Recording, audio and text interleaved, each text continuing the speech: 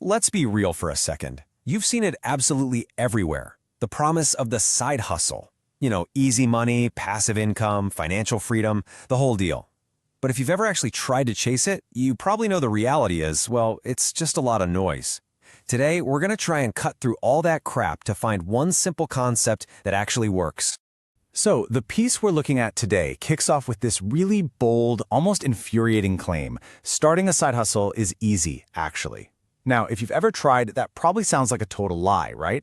But what if the problem isn't the hustle itself, but the way we've all been told to do it?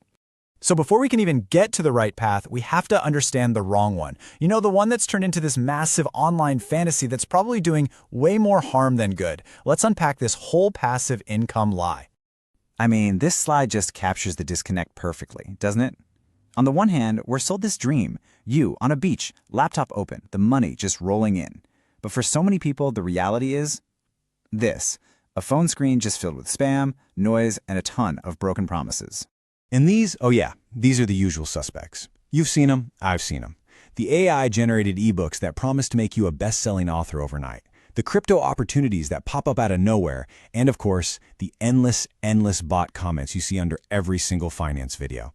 They all promise something for nothing, and, well, that's usually what you end up with, nothing. So here's the crucial question, right? If that entire ecosystem is basically a lie designed to take your money, not make you money, what's the alternative? What does a real, actual, effective side hustle even look like? Well, the answer isn't some other complicated, passive secret. It's all about leveraging something our source calls a spike, which is just a simple, actionable, and refreshingly honest alternative to all that other stuff. So what the heck is a spike skill? Let's just break it down. It's specific, not some vague idea. It's highly valuable, meaning someone will actually pay you for it. And here's the most important part. It's non-passive. It is an active skill you perform as a direct service. It's real work that creates real, immediate value for another person. And here it is, the most beautifully simple example ever.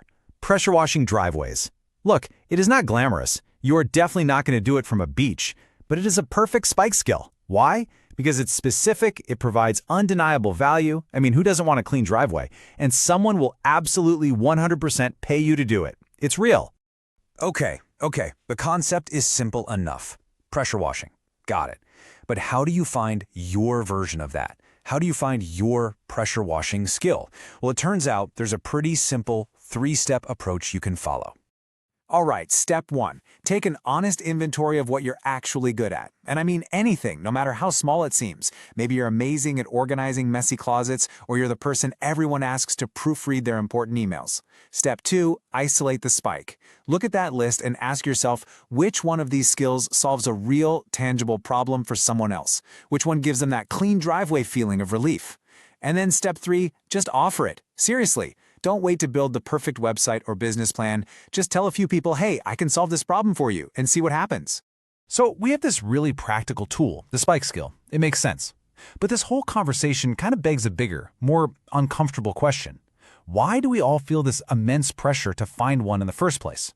It's probably worth stepping back for a second to look at the culture that makes this feel so necessary. Our source ends with this pretty cynical but sadly familiar observation.